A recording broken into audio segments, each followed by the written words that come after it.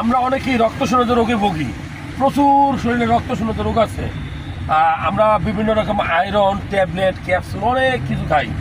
আসলে আমি বলবো যে ঔষধকে না বলুন, আপনি কিছু কিছু খাবার আছে যেগুলোতে যেই খাবারগুলো খাইলে এত বেশি আয়রন পাবেন যে আপনি জানতে অবাক হয়ে যাবেন। কীরকম? বিটরুট। আপনি ঘুম থেকে উঠে যদি এক গ্লাস বিটরুটের রস বা বিটরুট খান সালাদ করে বা তরকারি করে, আপনি কয়েকটা রোগ থেকে রেহাই পাবেন। নাম্বার 1 রক্তশূন্যতা, নাম্বার 2 ওজন কমবে, নাম্বার 3 ডায়াবেটিস কন্ট্রোল থাকবে। 2 নম্বর যে খাবারটা খাবেন সেটা হলো যে দেখবেন প্রচুর সবুজ কাঁচা কলা বাজারে বিক্রি করা হয়।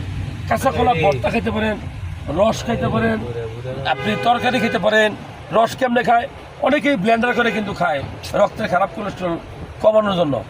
কাঁচা কলার তরকারি, ঝোল, রস এগুলো আপনি খেতে পারেন।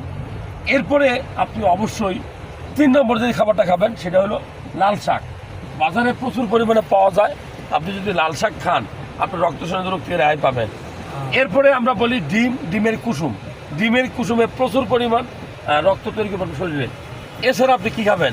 আমি বলবো লাল মাংস অথবা কলিজা, যেটা আপনার সামর্থ্য আছে এইটাই যদি আপনি খান দেখবেন যে আপনার শরীরে প্রচুর পরিমাণ